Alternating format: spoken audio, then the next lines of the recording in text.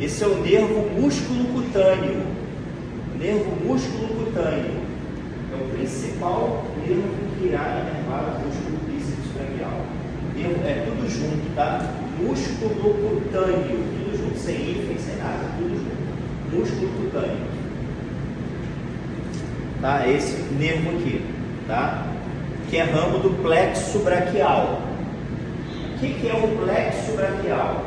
O plexo braquial é o conjunto de raízes nervosas que vai de C5, quinta vértebra cervical, até T1, ou seja, as raízes C5, C6, C7.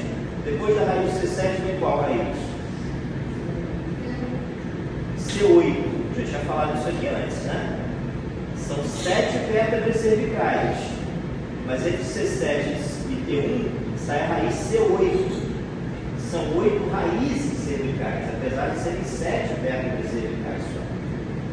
Então o plexo braquial vai de C7, C5, perdão, até T1. C5, C6, C7, C8 e T1.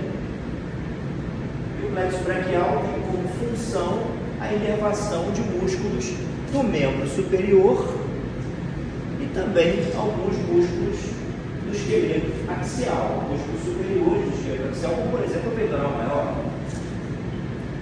O nervo peitoral ele é originário do plexo braquial. O que chama plexo? Plexo significa rede, um arranjo plexiforme, um arranjo reticular. Isso faz com que essas poucas raízes de C5 a T1 apenas dê origem a inúmeros nervos, que eles se organizam de formas diferentes. E mais importante, cada um desses nervos, por exemplo, o músculo cutâneo, por exemplo, o nervo mediano, por exemplo, o nervo ulnar, por exemplo, o nervo radial, cada um desses nervos, ele tem uma contribuição majoritária de uma das raízes e outras contribuições de inervação minoritárias de outras raízes.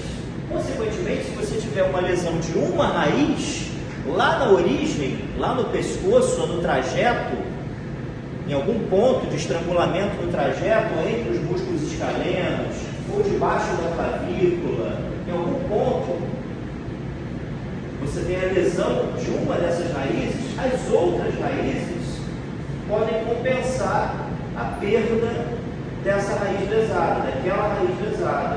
Entenderam a utilidade do arranjo plexiforme em nervos periféricos? Entenderam? Hã? Sim. Isso também existe no membro inferior, do plexo lombar e do plexo sacral, de forma que poucas raízes dão origem a múltiplos nervos periféricos, com o objetivo de você maximizar a eficiência de inervação do membro e compensar a perda de uma raiz ou outra, com a existência de raízes coadjuvantes para a inervação daquela região muscular. Entenderam? Entenderam? Entenderam? Sim. Então, que músculo que eu estou vendo aqui embaixo? Hã?